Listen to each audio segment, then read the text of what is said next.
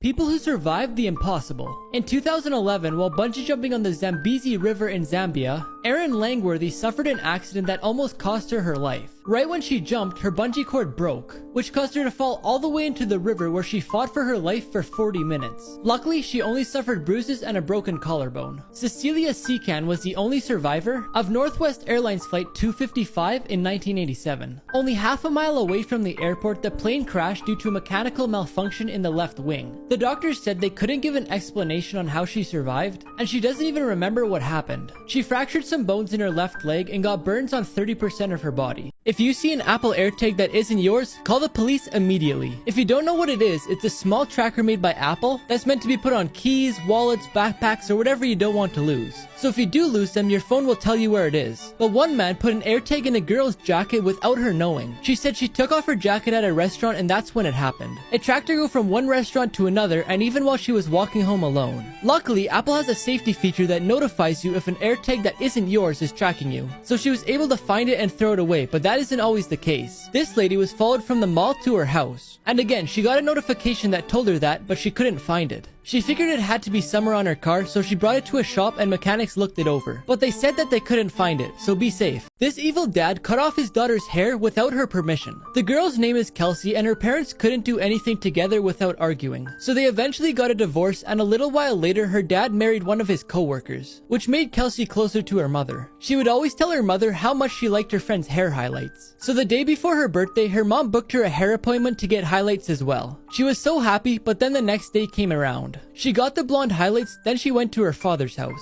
He was so angry because she changed her hair without asking him first. Her stepmom said that she deserved a punishment, then grabbed scissors and gave them to her dad. He then started cutting off all of her hair. She started crying, then stayed in her room for the next 2 days until her mom picked her up. Her mom was furious, then took these pictures and posted them on Facebook calling out her ex-husband. A local hairdresser saw the post and told her she would make her a custom wig. An investigation then took place and her dad and stepmom were arrested. This dad told 911 that his baby choked on milk, but then they figured out what really happened. One day, this single mother asked her ex-husband if he could watch their child named Xavier while she went back to work for the first time since she had the baby. Her ex kept texting her all day about how annoying Xavier was being. She told him to just push through for the day and she would find a babysitter for next time. Then at 2:30 in the afternoon, she got another text from him saying that Xavier had stopped breathing because he had choked on milk and that they were going to the hospital. She then packed up from work and rushed to the hospital too. The doctors did a CT scan and found out that Xavier was bleeding from inside his brain. Then she was shocked when the police arrived to do interviews. That night, the father was arrested for first-degree child abuse. Xavier was in a coma for 2 weeks, and the doctors told his mom that he might be blind, he might not be able to move, and he might not be able to speak. 3 months later, he so far wasn't diagnosed with anything, but to try and prevent anything bad from happening in the future, his mom started taking him to a bunch of different therapists. Here's everything that happened at Travis Scott's concert. There's around 50,000 people packed into the sold-out show, when thousands of them started rushing to the stage, crushing people who had nowhere to escape, causing people to pass out because they couldn't breathe. There's footage of people from the crowd climbing the camera towers and asking for help because Travis had no clue what was happening. He did eventually see someone passed out, so he paused the show to ask security to help the person. Then, as you could see from this video, continued performing. Security, somebody help, jump in real quick, keep going, just keep it this way.